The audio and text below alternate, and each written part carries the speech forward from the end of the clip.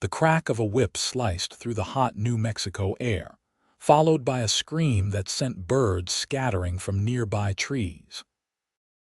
Clara Winters crumpled to the dusty ground of Blackwell Ranch, her back burning as if touched by fire itself, her threadbare dress offering no protection against the brutal lashing. "Get up!" Vernon Blackwell bellowed, his face twisted with disgust as he towered over her fallen form. "I don't pay for weakness. 3 days you've been lagging behind the others." Clara tried to push herself up, her arms trembling under her own slight weight. At 20 years old, she should have been in the prime of her life, but months of near starvation and brutal labor had hollowed her cheeks and dulled the light in her once bright hazel eyes. "I'm sorry, Mr. Blackwell," she whispered, tasting blood where she'd bitten her lip to keep from crying out again. "The fever," he sneered, spitting into the dirt beside her head. "That's what all you Eastern girls say. Too delicate for honest work. Your debt ain't paying itself, girl." The summer of 1878 had been merciless in the New Mexico territory, the heat unrelenting even as September approached. Clara had arrived 3 months prior, answering an advertisement for respectable female workers at the Blackwell cattle operation. The promise of good wages to send back to her ailing mother in Boston had seemed like providence. Instead, she'd found herself trapped in a system of debt and cruelty, charged exorbitant prices for meager food and shelter, never able to get ahead. "Please," she breathed, finally managing to stand on unsteady legs. "I just need a day to recover." Vernon Blackwell's eyes narrowed as he coiled his whip. "You'll work until sundown like everyone else, and if you fall again, it'll be 10 lashes instead of 5. Clara bit back tears as she turned toward the wash house where she'd been scrubbing linens before her collapse. Each step was agony, the fresh wounds on her back pulling with every movement. Around her, the other workers, mostly Mexican laborers and women in similar desperate straits, kept their eyes down, unable to risk helping her. From the edge of the property, a pair of steel-blue eyes watched the scene unfold from beneath the shadow of a worn Stetson. Quentin Hayes sat atop his dun stallion, his weathered face revealing nothing of the cold anger building inside him. He'd come to negotiate a cattle purchase, not to witness a woman being whipped like an animal. His large, calloused hands tightened almost imperceptibly on the reins. Quentin had built his small ranch through years of honest labor, living simply and treating his few hands with fairness. At 32, the quiet cowboy had earned respect throughout the territory for his straight dealing and expert horsemanship. What he hadn't earned was a reputation for meddling in others' affairs, something that had kept him alive in a land where men killed over less than a sideways glance. But something about the woman's quiet dignity as she struggled to her feet stirred something inside him that he'd thought long buried. Nudging his horse forward, Quentin approached the main house where Vernon Blackwell now stood on the porch, barking orders at a stable boy. "Blackwell," Quentin called, his voice low but carrying. "Come to discuss that herd you're selling." Vernon's demeanor changed instantly, a wide smile breaking across his florid face. "Hayes, didn't expect you till tomorrow. Come on up, have a drink." Quentin dismounted with fluid grace, his tall frame unfolding as he tied his horse to the hitching post. "Hot day for pushing cattle," he remarked, climbing the steps with deliberate slowness, taking stock of the operation with experienced eyes. "Seems like your hands are working mighty hard." "Got to keep 'em busy," Vernon chuckled, pouring whiskey into 2 glasses. "Especially these Eastern girls. Think they can come out west and live off charity." Quentin accepted the glass but didn't drink. "That one you were disciplining, what's she do?" Vernon waved dismissively. "Faking illness. They all try it eventually. She'll learn." "Didn't look like faking to me," Quentin said quietly. Looked like a girl about to drop from fever. The older rancher's eyes hardened. Didn't figure you for soft, Hayes. That girl owes me for her passage west, her room and board. She'll work it off like the rest or face the consequences. Quentin set his untouched whiskey down. Show me the cattle you're selling. For the next hour, Quentin inspected the herd, his mind only half on the business at hand. When they returned to finalize the deal, his gaze drifted to the wash-house where Clara was visibly struggling to keep working, her movements growing more uncoordinated as the afternoon wore on. "I'll take 30 head," Quentin finally said. "And the girl?" Vernon blinked in surprise. "What girl?" "The one you whipped. I'll take her debt too." A slow, lewd smile spread across Vernon's face. "Didn't think you were the type for female companionship, Hayes. Always kept to yourself." "Her debt," Quentin repeated firmly. "What does she owe?" Vernon named a sum nearly triple what the girl could possibly have accumulated. Quentin didn't flinch. "I'll give you the market price for the cattle and take her debt at that figure. You're getting more than fair value." After some haggling, Vernon agreed, too pleased with the cattle deal to quibble over a sickly worker. "She's not much use anyway.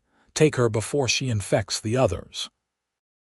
As the sun began its descent behind the mountains, Clara looked up in confusion when Vernon Blackwell approached with the tall stranger she'd noticed earlier. "Pack your things, girl," Vernon ordered. "Your debt's been purchased. You belong to Hayes now." Clara's heart sank as she stared at the imposing cowboy. His face revealed nothing, but she'd heard stories of girls sold off to remote ranches, never to be seen again. Still, it couldn't be worse than this place. Even death might be preferable to another day under Blackwell's whip. With trembling hands, she gathered her meager possessions, a hairbrush missing half its bristles, a faded photograph of her mother, and a single change of clothes, and followed the stranger to where his horse waited. "Can you ride?" Quentin asked, the first words he'd spoken directly to her. Clara nodded weakly, though in truth, she doubted her ability to stay upright. Seeing her sway on her feet, Quentin made a decision. In one smooth motion, he lifted her onto his horse, careful to avoid her injured back, then mounted behind her. "Rest against me if you need to," he said quietly as they rode away from Blackwell Ranch. "My place is about 2 hours from here." Clara sat rigid despite her exhaustion, unwilling to lean against this stranger who now owned her. But as they continued, the gentle rhythm of the horse combined with her fever made staying upright increasingly difficult. Eventually, her body betrayed her, and she slumped back against his solid chest. Instead of taking advantage, Quentin simply adjusted his arm to support her more securely. "Not much further," he murmured. Through fever-hazed eyes, Clara watched the landscape change as they rode higher into pine-covered foothills. When they finally arrived at a modest cabin nestled in a small valley, with corrals and a barn nearby, the sun had nearly set. "This is Hayes Ranch," Quentin said, dismounting before carefully helping her down. When her legs buckled, he caught her with gentle hands. "Steady now." He led her inside the cabin, which was surprisingly clean and orderly for a bachelor's dwelling. A stone fireplace dominated one wall, and simple but sturdy furniture filled the main room. "You can have the bed," he said, gesturing to a door leading to a small bedroom. "I'll take the chair tonight." Clara stared at him in confusion. What do you want from me?" Quentin's expression softened slightly.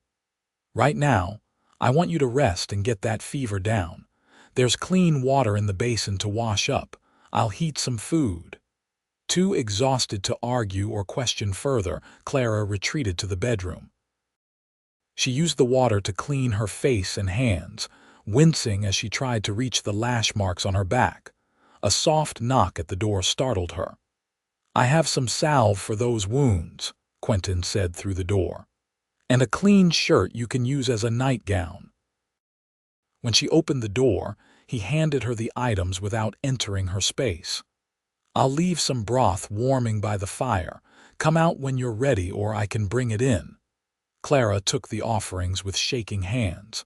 "Why are you doing this?" Quentin looked at her directly for the first time, his blue eyes meeting hers. "No one deserves to be treated like that. Get some rest, miss." "Clara," she supplied. "Clara Winters, Miss Winters. I'm Quentin Hayes." After he left, Clara applied the salve as best she could, tears flowing freely at the relief it brought to her burning skin. The shirt he'd provided was soft from many washings and hung to her knees. When she emerged, Quentin was sitting at a small table, pouring tea into 2 cups. "The broth should help," he said, indicating a bowl beside one of the cups. "It's just rabbit and some vegetables, but it's nourishing." Clara sat gingerly on the edge of the chair, eyeing him warily as she sipped the broth. It was the most flavorful thing she'd tasted in months, and she had to force herself not to gulp it down. "Mr. Hayes," she began hesitantly, "I need to understand my situation. You bought my debt," Quentin nodded, adding honey to his tea. "Blackwell won't be coming after you. Your debt's considered paid." "And what do I owe you now?" she asked, her voice barely audible. "Nothing," he said simply. "When you're well enough, I can take you to town if you want to find passage east, or you can stay on here for a while, help with cooking and such if you're so inclined." "I could use the help, but it would be paid work." Clara stared at him in disbelief. "You don't expect anything else?" A flash of something, perhaps anger, perhaps sadness, crossed his features. "No, Miss Winters, I don't make a habit of taking advantage of women in desperate situations." For the first time in months, Clara felt something other than fear or despair. It wasn't quite hope, she was too cautious for that, but perhaps its distant cousin. "Thank you," she whispered. Later, as she lay in his bed while he settled in the chair by the fire, Clara listened to the unfamiliar sounds of the mountain night. Whatever tomorrow brought, at least for tonight, she was safe. The fever broke sometime before dawn. Clara woke to sunlight filtering through a small window, momentarily disoriented by the soft bed and clean sheets. The events of the previous day came rushing back, and she sat up cautiously, testing her strength. Her back still burned, but the fever fog had lifted from her mind. She could smell coffee and something cooking. Pulling on her tattered dress rather than continuing to wear Quentin's shirt, she ventured into the main room. Quentin stood at the stove, his back to her as he turned strips of bacon in a cast iron pan. Without his hat, she could see his dark hair was streaked with early silver at the temples, though he couldn't be much past 30. "Morning," he said without turning. "Coffee's hot if you want some." "Thank you," Clara replied, pouring herself a cup from the pot on the stove. "How did you know I was awake?" A hint of a smile touched his lips. "Floorboards creak in different ways. You get used to listening when you live alone." He set a plate of bacon and eggs before her, then took his own seat across the small table. Clara ate slowly, savoring real food after months of thin gruel and hard bread at Blackwell's. "Your color's better," Quentin observed. "Fever's broken," Clara nodded. "Yes, I'm feeling much stronger." "Good. Your back needs tending, though. Those cuts could fester without proper care." Clara flushed. "I can manage. Mrs. Ortega from the neighboring ranch comes by to help with laundry once a week. She'll be here today. She can help you." Relief washed over Clara. The thought of this man, kind as he seemed, tending to her wounds was mortifying. "Mr. Hayes," she began carefully, "I appreciate your generosity, but I don't understand why you would help a stranger this way." Quentin sipped his coffee, considering his words. "My mother came west as a mail-order bride. The man who sent for her turned out to be cruel. She escaped with me when I was just a boy. We nearly starved before a rancher took us in, gave her honest work." His eyes met hers. I know what it means to need a safe harbor." The simple story, plainly told, revealed more about the quiet cowboy than hours of conversation might have. Clara nodded, understanding dawning. "What happened to your mother?" she asked softly. "Died of pneumonia when I was 16. The rancher who took us in taught me everything I know about cattle, left me enough to start this place when he passed. And you've been alone since then." Something flickered in his eyes. "By choice, Miss Winters. It's simpler that way." Their conversation was interrupted by the arrival of Mrs. Ortega, a stout Mexican woman in her 50s with a no-nonsense manner and kind eyes. Quentin excused himself to tend to his chores, leaving Clara in capable hands. Mrs. Ortega clucked sympathetically at the state of Clara's back. "That Blackwell ease on demonio," she muttered as she cleaned the wounds with gentle efficiency. "Senor Hayes, he is good man to rescue you." "You know him well?" Clara couldn't help asking as the woman applied fresh salve. Mrs. Ortega smiled. 10 years my family worked nearby. Senor Hayes, he helped my son when he break his leg, pay him full wages while he heal. Not many would do this." She wrapped clean bandages around Clara's torso, "but he is always alone, too much alone." By the time Quentin returned in the afternoon, Mrs. Ortega had helped Clara wash her hair and mend her dress, though it remained pitifully inadequate. "I've set some things out for you," Quentin said, placing a bundle on the table. "They belong to my mother. Might need taking in, but they'll serve until we can get you proper clothes." The bundle contained 2 simple dresses, undergarments, and a warm shawl, all dated in style but of good quality and meticulously preserved. Clara ran her fingers over the fabric, moved by the gesture. "I couldn't possibly. They're no use to anyone in that trunk," he interrupted. "Better they serve a purpose." That evening, wearing one of his mother's dresses that hung somewhat loosely on her frame, Clara insisted on cooking dinner despite his protests. The simple act of preparing a meal from the well-stocked pantry gave her a sense of normalcy she hadn't experienced since leaving Boston. As they ate the venison stew she'd prepared, Quentin seemed to relax slightly, the rigid set of his shoulders easing. "This is good," he said. "Been a while since I had a home-cooked meal that wasn't my own poor attempt." Clara smiled tentatively. "It's the least I can do. Mr. Hayes, I've been thinking about your offer, to stay and work. I would like to accept, at least until I can save enough to send for my mother or return east." Quentin studied her for a moment. "You sure you're strong enough? No rush to decide." "I'm stronger than I look," she said with quiet dignity. "And I need to work, to contribute. I'm not looking for charity." He nodded, understanding her pride. "Fair enough. When you're healed, we'll talk about duties and wages." He paused. "Your mother, she's still in Boston?" "Yes, she's been ill for some time. I came west to earn money for her care." Clara's voice caught. "I haven't been able to send anything. You can write to her tomorrow. Let her know you're safe. I'll make sure it gets posted." That night, as Clara lay in the bedroom while Quentin again took the chair by the fire, she felt something unfamiliar stirring in her chest.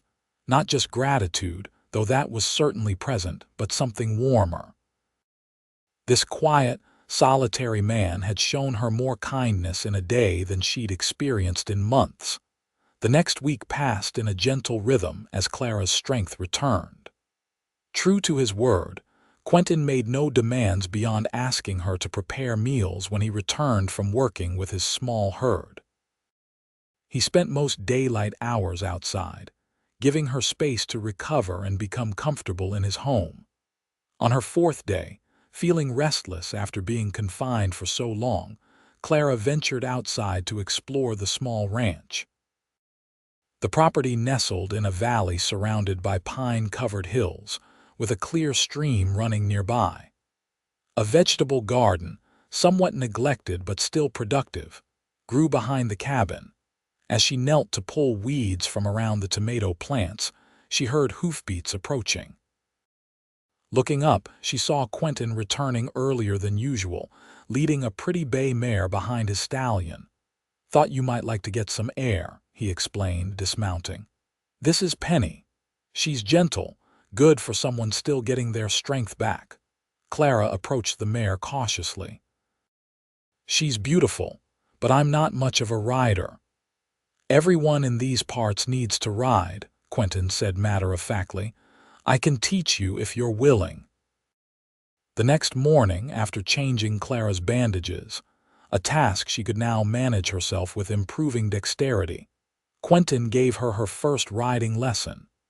His teaching style was patient but firm, his instructions clear and practical. "Keep your back straight but not tense," he advised, standing beside Penny as Clara sat nervously in the saddle. "The horse can feel everything you're feeling. If you're scared, she'll be nervous too." Clara took a deep breath, consciously relaxing her shoulders. "Like this?" "Better," he nodded. "Now, let's walk the perimeter of the corral." By the end of the lesson, Clara had progressed from terrified stillness to cautious enjoyment, even managing a slow trot under Quentin's watchful eye. "You're a natural," he said as he helped her dismount, his hands strong and steady at her waist. For a brief moment, they stood close, his hands lingering perhaps a second longer than necessary. Clara felt heat rise to her cheeks that had nothing to do with exertion. "Thank you for your patience," she said, stepping back slightly. If Quentin noticed her flush, he gave no indication. "We'll practice again tomorrow, if your back isn't troubling you."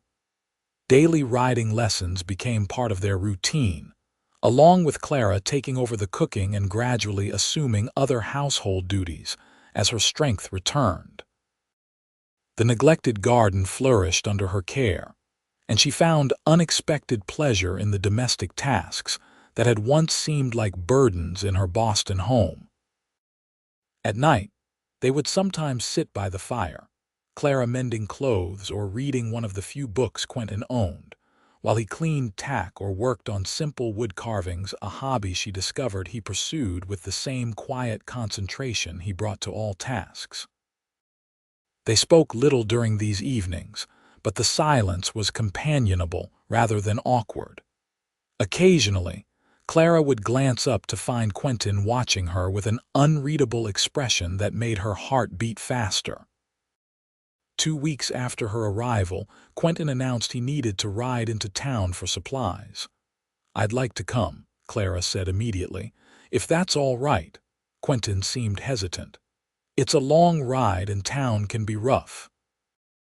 "My back is much better now and I've been practicing my riding," she reminded him. "Besides, I need a few things." She gestured at the altered dress she wore. "Your mother's clothes are lovely, but I should have something of my own." He nodded his agreement. "We'll leave at first light. It's best to handle business and be out before the saloons fill up." The town of Pine Creek was smaller than Clara had imagined, just a single dusty street lined with essential businesses. A general store, a saloon, a small hotel, the sheriff's office, and a handful of other establishments. As they rode in, Clara felt eyes upon her. A woman on horseback was common enough in the West, but a new face always drew attention in small communities.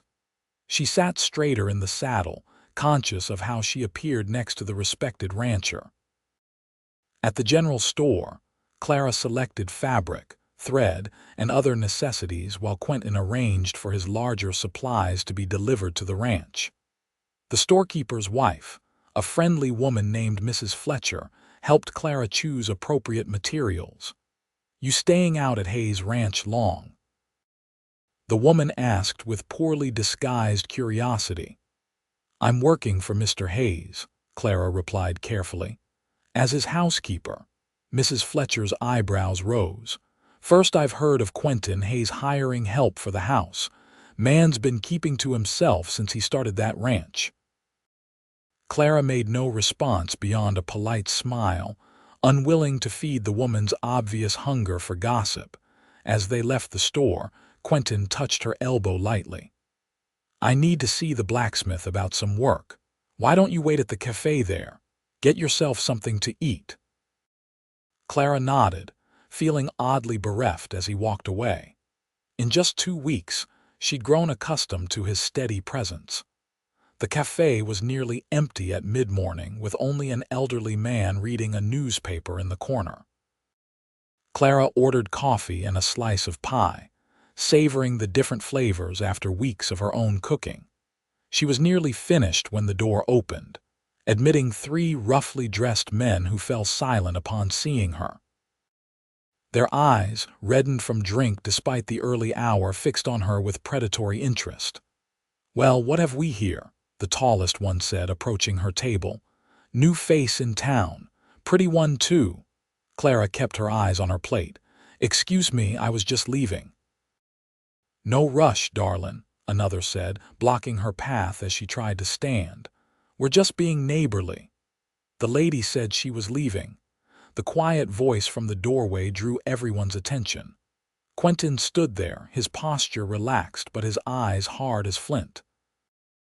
"Hayes," the tall man acknowledged, taking a step back. "Didn't know she was with you." "She is," Quentin said simply. "And we're done in town." Something in his tone made the men back away without further comment. Clara gathered her parcels and followed Quentin outside, her heart hammering. "Thank you," she said when they reached their horses. "They weren't going to let me leave."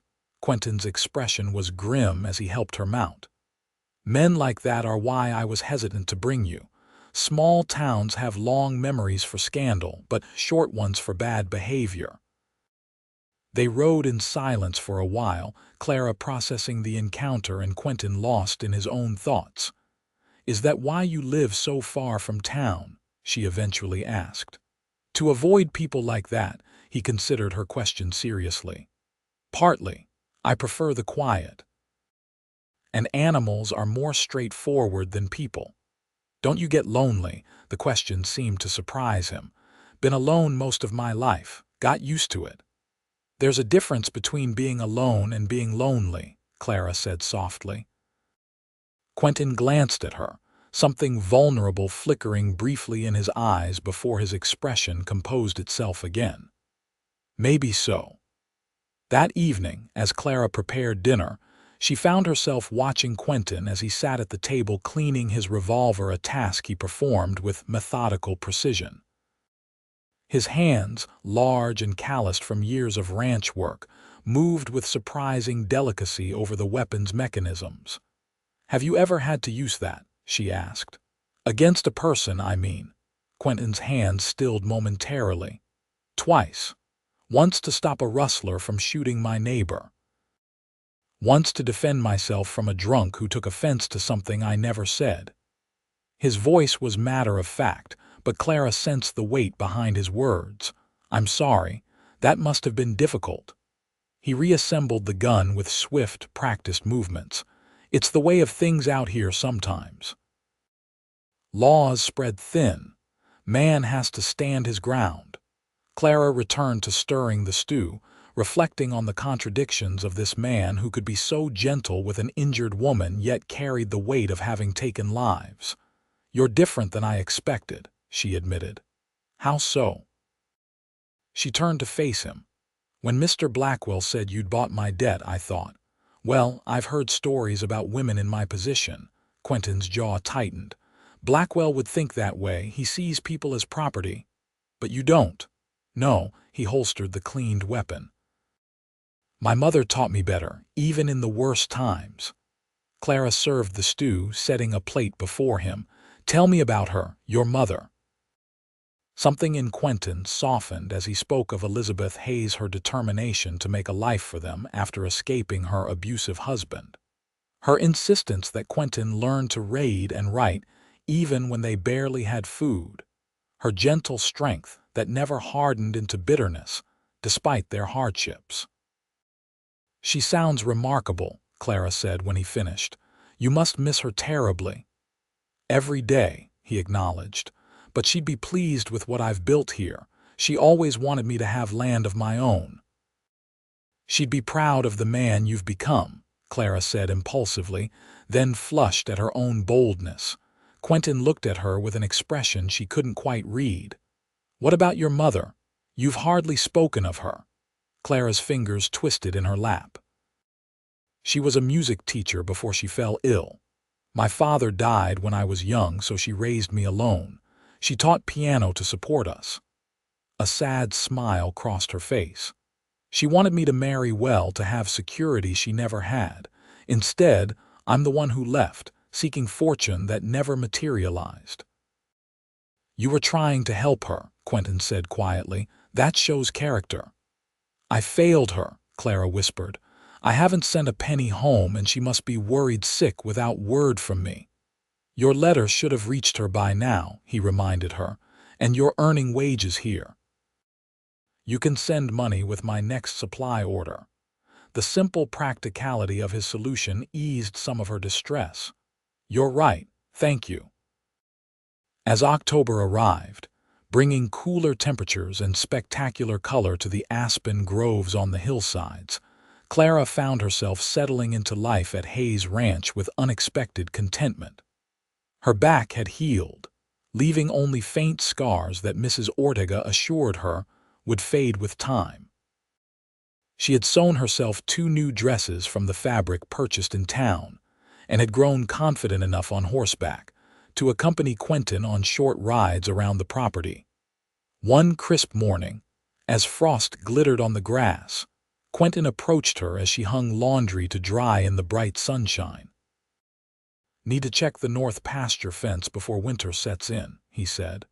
Thought you might want to come along. It's a good day for a longer ride. Clara smiled, pleased by the invitation. I'd like that. Give me a few minutes to finish here. They rode out together, Quentin leading the way up a trail that wound through pine forests and open meadows.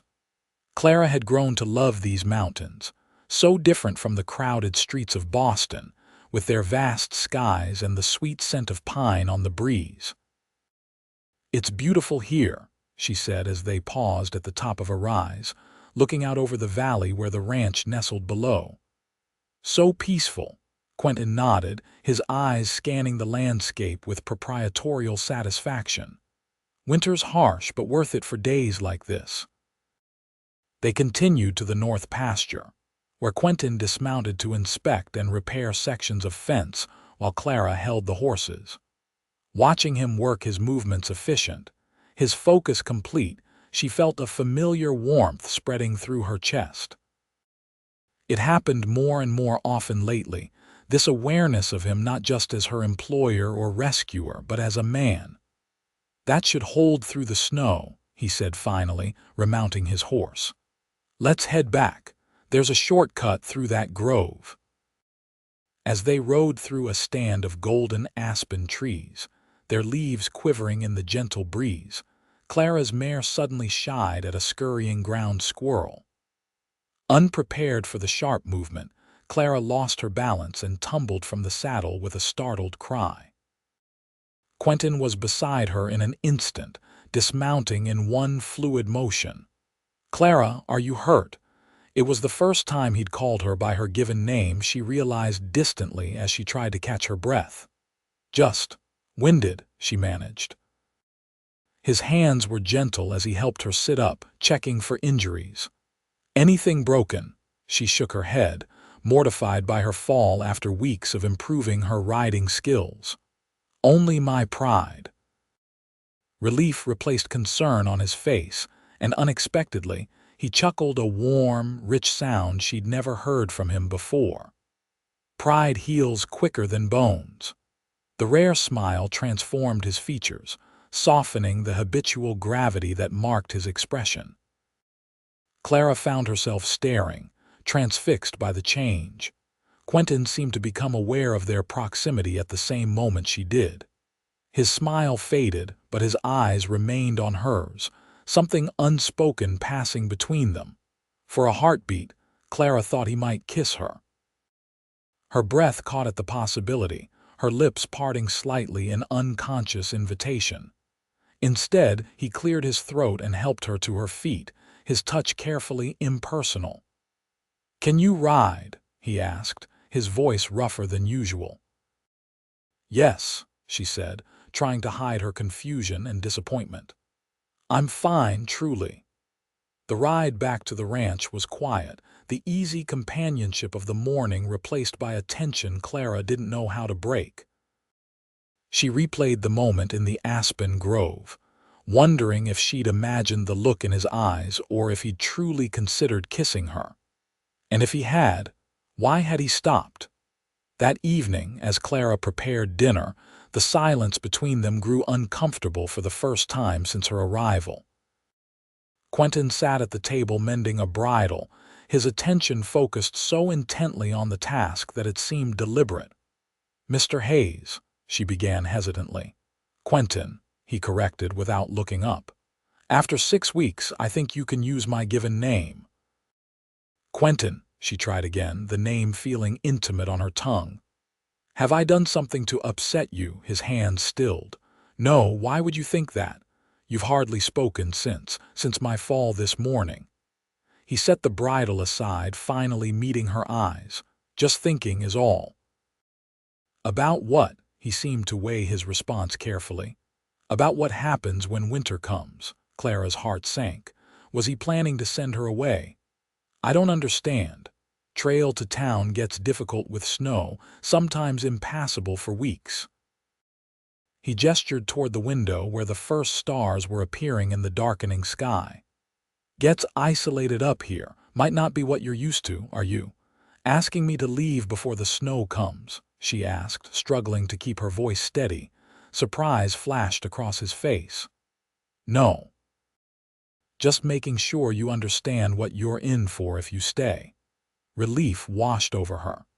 "I'm not afraid of isolation or hard work, Quentin. I've come to care for this place."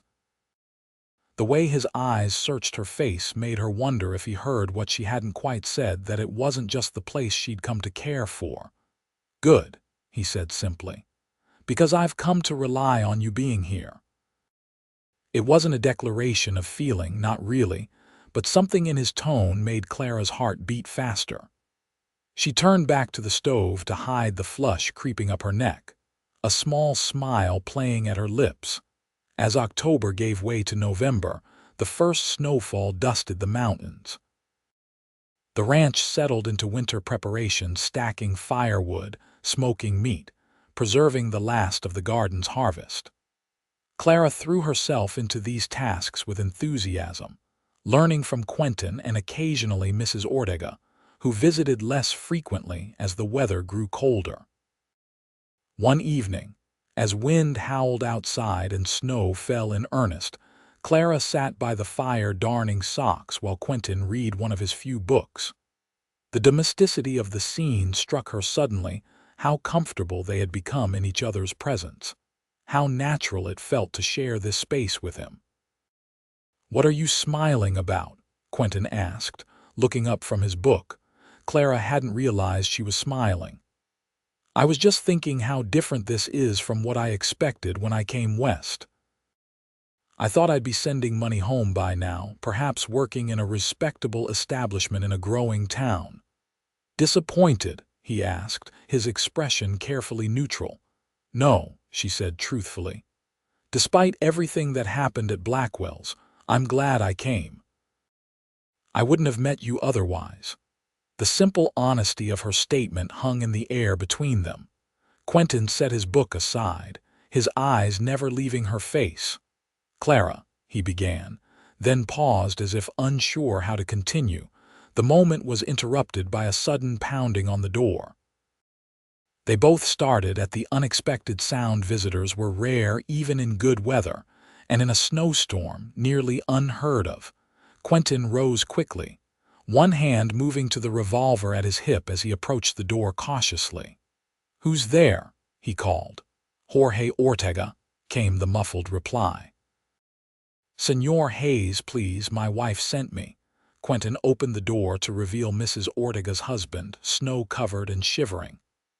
"Jorge, what's happened?" "It's my daughter, Maria. The baby is coming, but something is wrong.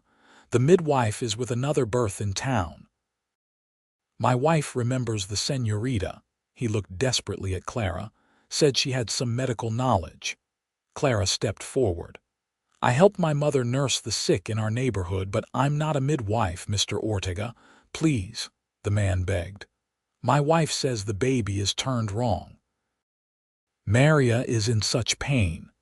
Clara looked at Quentin, who nodded immediately. I'll saddle the horses. Clara, gather whatever supplies you think might help. Within minutes, they were riding through the snowstorm toward the Ortega farm, a small homestead about 3 miles from Quentin's ranch. Clara's mind raced through everything she knew about difficult births, precious little, but perhaps enough to help until proper medical assistance could arrive. The Ortega home was warm but filled with tension. Maria, a young woman of perhaps 19, lay sweating and moaning on a bed, her mother trying to comfort her while clearly at the end of her own resources. Gracias a Dios, Mrs. Ortega exclaimed when she saw Clara. I did not know what else to do. Clara removed her coat and washed her hands thoroughly, trying to project a confidence she didn't feel. How long has she been in labor? Since yesterday morning. The pains are strong, but the baby will not come. Clara examined the young woman as best she could, remembering what she'd learned from the midwife who had sometimes worked with her mother. The baby was indeed positioned poorly. She could feel a shoulder presenting instead of the head. We need to try to turn the baby, she told Mrs. Ortega. I've seen it done once, but I'll need your help. For the next hour, Clara worked carefully, using techniques she'd only observed. Her hands were gentle but firm as she tried to reposition the infant, all while speaking soothingly to the terrified mother. Outside the bedroom, Quentin and Jorge waited anxiously, wincing at Maria's cries of pain. Quentin, Clara called finally, I need your strength. He entered the room hesitantly, his eyes widening at the scene before him. I need you to support her shoulders, Clara instructed, her voice calm despite her inner turmoil. Mrs. Ortega and I need to work together, and Maria needs something to brace against. Without question, Quentin moved to the head of the bed, placing his strong hands on Maria's shoulders. His eyes met Clara's across the laboring woman's body, conveying his trust in her abilities. With renewed determination, Clara continued her efforts. Now, Maria, when the next pain comes, I need you to push with all your strength. The young woman nodded weakly, gathering her remaining energy. When the contraction came, she bore down with a guttural cry, squeezing Quentin's hands so hard her knuckles turned white. Again, Clara encouraged. The baby is turning. 3 more pushes, and suddenly the infant slid into Clara's waiting hands, a tiny blue-tinged form that didn't immediately cry. Turn him over, Mrs. Ortega instructed urgently. Clara did so, clearing the baby's mouth and rubbing its back vigorously. For a heart-stopping moment, nothing happened. Then the infant gave a gurgling cough and began to wail a thin, indignant cry that was the most beautiful sound Clara had ever heard. A boy, she announced, tears of relief streaming down her face as she wrapped the newborn in a clean cloth and placed him on his mother's chest. A perfect little boy. Mrs. Ortega crossed herself, murmuring prayers of thanksgiving. Maria, exhausted but radiant, cradled her son with trembling hands. Clara turned to find Quentin watching her with an expression of awe that made her breath catch. In that moment, covered in blood and sweat, she felt his admiration like a physical touch. You did it, he said softly.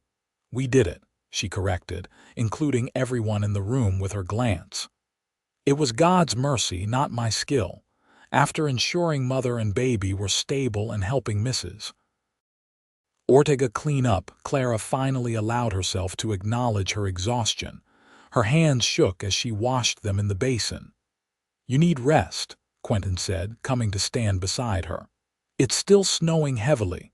Jorge has offered us shelter for the night. Clara nodded gratefully. The thought of riding back through the storm was beyond her remaining strength. The Ortegas provided them with blankets in the small front room, Jorge and his wife insisting Quentin and Clara take the only spare bed while they kept watch over their daughter and new grandson. "I can sleep on the floor," Quentin offered when they were alone. Clara, too tired to maintain propriety, shook her head.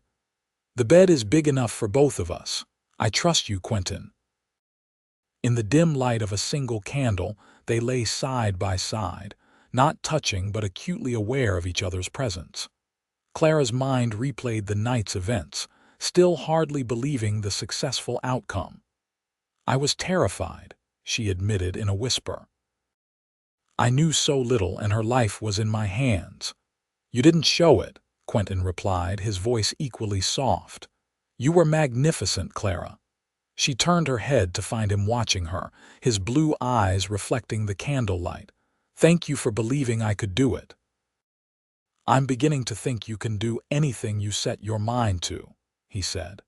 And there was something in his voice she hadn't heard before, a tenderness that made her heart ache. Exhaustion finally claimed her, and she drifted into sleep with the comforting awareness of Quentin's protective presence beside her.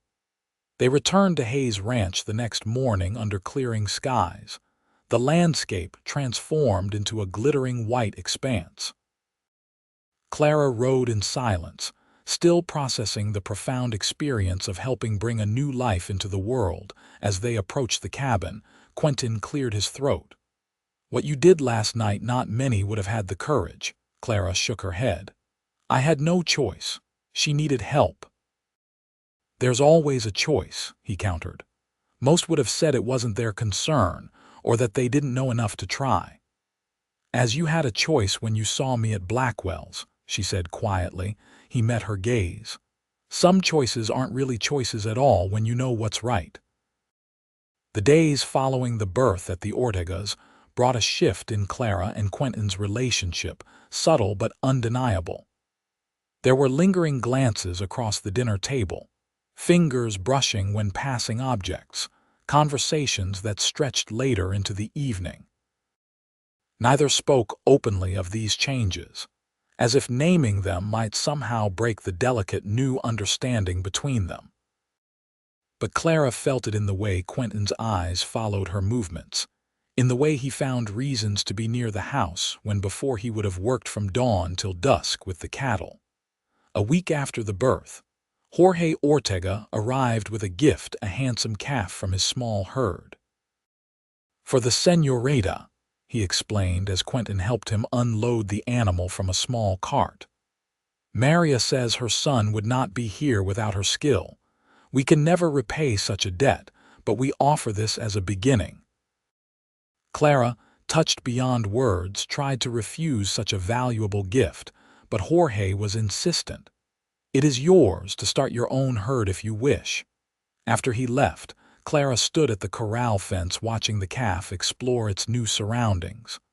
"I've never owned an animal before," she mused. "Not even a cat in Boston." Quentin leaned on the fence beside her, their shoulders nearly touching. "It's a fine heifer, good bloodlines, worth a fair amount." "I wouldn't know what to do with her." "Keep her here," he suggested. "Let her grow. In time she'll have calves of her own." Could be the start of something. Clara glanced at him, wondering if they were still talking about the calf. "The start of what?" His eyes held hers. "Whatever you want it to be." That evening, a letter arrived with Jorge's son, who stopped by on his way to another ranch. It bore Boston postmarks and Clara's mother's handwriting. Clara's hands trembled as she opened it, scanning the pages quickly before letting out a cry of relief. "She's better. The doctor found a treatment that's helping, and she received my letter and the money I sent." Quentin smiled at her joy. "Good news, then." "The best." Clara read further, her expression growing more complex. "She wants me to come home." Something shuddered in Quentin's eyes. "I see." "She says Boston is where I belong, that I've done my duty but should return to civilization before I become hopelessly provincial." Clara looked up from the letter. She doesn't understand what I've found here. And what's that? He asked carefully. Clara set the letter aside. Purpose, freedom. A place where I'm valued for my abilities, not just my prospects as someone's wife. She hesitated. And people I've come to care for deeply. Quentin took a step closer. Clara, a sudden gust of wind rattled the windows and the lamp flickered, breaking the moment. Quentin moved to secure the shutters against the brewing storm, and Clara folded her letter, tucking it into her pocket. The opportunity for whatever Quentin had been about to say seemed to pass, and they spent the evening in companionable but thoughtful silence, each contemplating futures suddenly uncertain. December arrived with heavy snowfall that isolated the ranch for days at a time. The rhythm of life adjusted to winter's constraints: early mornings breaking ice in water troughs, long evenings by the fire, the constant battle to keep paths clear and animals fed. Clara found unexpected contentment in the season's enforced closeness. She and Quentin developed routines that complemented each other, moving through the small cabin with a harmony that felt increasingly domestic. One evening, as a particularly fierce blizzard howled outside, Quentin returned from the barn with frost clinging to his beard and exhaustion evident in his movements. "Storm's getting worse," he reported, stomping snow from his boots. "Had to bring the weakest calves into the barn." Clara helped him remove his coat, concerned by how cold his hands felt. "You're half frozen. Sit by the fire while I make coffee." He didn't argue, sinking into a chair and extending his hands toward the flames.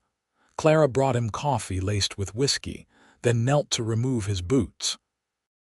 "You don't need to do that," he protested. "Your fingers are too numb," she countered practically. "And these need to dry properly or you'll have frostbite tomorrow." As she worked, she became aware of his gaze on her, warm and contemplative.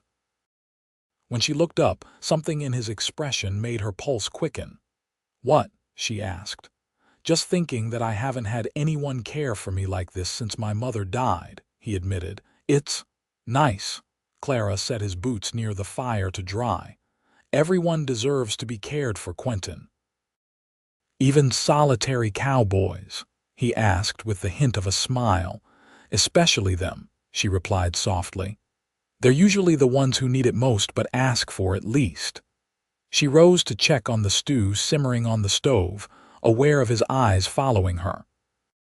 When she returned with bowls for both of them, he had removed something from his pocket, a small wooden carving of a horse, exquisitely detailed despite its small size.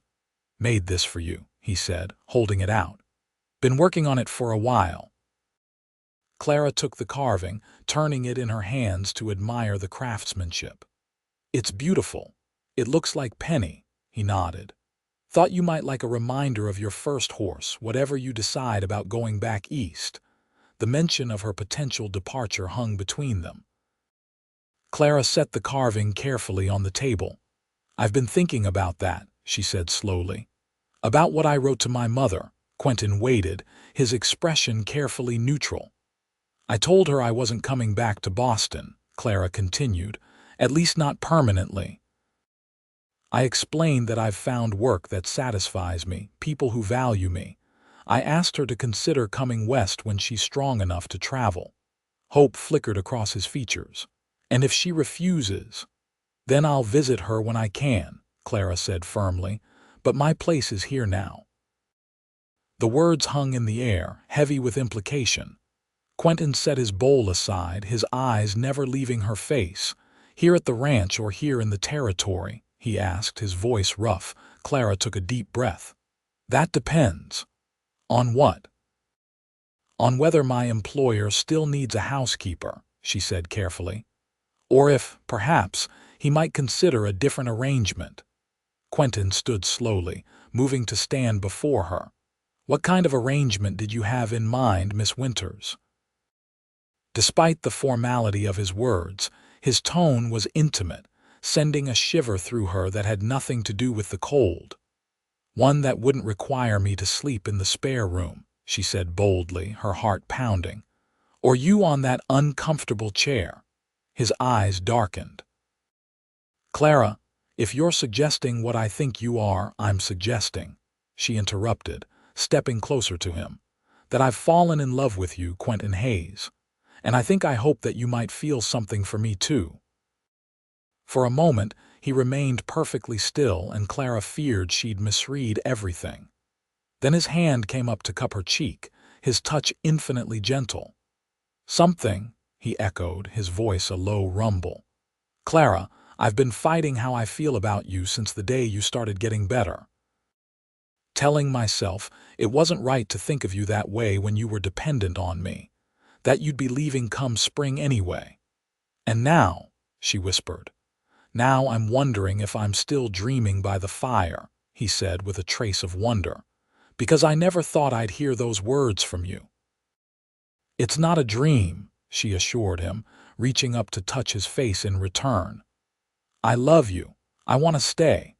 Not as your housekeeper, but as your— He didn't let her finish, closing the last distance between them to capture her lips with his. The kiss was tender at first, almost reverent, but quickly deepened as months of unspoken longing found expression at last. Clara melted into him, her arms winding around his neck as his circled her waist, drawing her closer. When they finally broke apart, both breathing heavily, Quentin rested his forehead against hers. I love you, he murmured. Have for weeks now. Maybe since that day in the aspen grove when you fell and I wished you had, she admitted. Kiss me then, I mean. A smile broke across his face, not the rare, fleeting one she'd glimpsed occasionally, but a full, radiant expression of joy. I'll make up for lost time. He made good on that promise, kissing her again with growing passion until the stew was forgotten and the fire burned low. When they finally separated, both flushed and disheveled, Quentin took her hands in his. Clara Winters, he said solemnly, I'm not a man of many words, but I want to be clear. I'm asking you to marry me, to share my life in this ranch. It won't always be easy, but I swear I'll never treat you with anything but respect and love. Tears sprang to Clara's eyes. Yes, she said simply. Yes, I'll marry you. Later, as they lay together in what had once been only his bed, Quentin held her close, his fingers tracing patterns on her arm.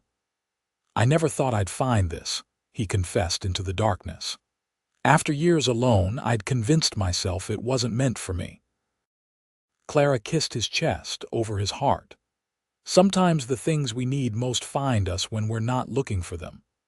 Like a stubborn, brave woman who refuses to stay down when life knocks her flat, he murmured, pressing a kiss to her hair. Or a quiet cowboy with a heart bigger than he lets anyone see, she returned. They married 2 weeks later in Pine Creek's small church, with the Ortegas and their children as witnesses. The winter was harsh, as Quentin had warned, but the isolation only strengthened their bond as they learned the intricate dance of marriage and partnership. Spring brought renewal to the land, and a letter from Boston. Clara's mother had decided to accept her daughter's invitation to visit, with the possibility of staying if the West agreed with her health. Clara spent days preparing for her arrival, nervous and excited to unite the two parts of her life. Catherine Winters arrived in May, a frail but determined woman whose skeptical expression softened visibly when she saw her daughter's happiness and the obvious devotion of her new son-in-law. I must admit, she told Clara as they sat on the porch watching Quentin work with a young horse in the corral, when you wrote that you'd married a rancher, I feared the worst. But he's a good man, isn't he? The best, Clara affirmed, her hand unconsciously moving to her abdomen where the first signs of new life were just beginning to make themselves known, a secret she and Quentin were saving for the right moment. He saved me in every way a person can be saved. Catherine studied her daughter's face. And you saved him too, I think. Clara smiled, watching as Quentin looked up and raised a hand in greeting, his eyes finding hers across the distance with unerring precision. "We saved each other," she said simply. Years later, when their children asked how they met, Quentin would grow quiet, the memory of Clara's wounded back and desperate eyes still painful. Clara would take his hand and tell a story of rescue and healing, of finding strength in unexpected places, and of a love that grew from the harshest of beginnings into something beautiful and enduring. And sometimes, on the anniversary of the day Quentin brought her to Hayes Ranch, they would ride together to the aspen grove where Clara had fallen from her horse and Quentin had almost kissed her. There, surrounded by whispering leaves, they would remember how close they came to missing each other entirely, and give thanks for the cruel twist of fate that ultimately led to their greatest happiness. For Clara, who had once been whipped for being too weak to work, had found not just a place to heal, but a place to belong. And Quentin, the quiet cowboy who had saved her, had found that in saving her, he had also saved himself from a lifetime of solitude. Together, they built something neither had dared to dream of: a family, a legacy, and a love strong enough to weather whatever hardships the untamed West might bring.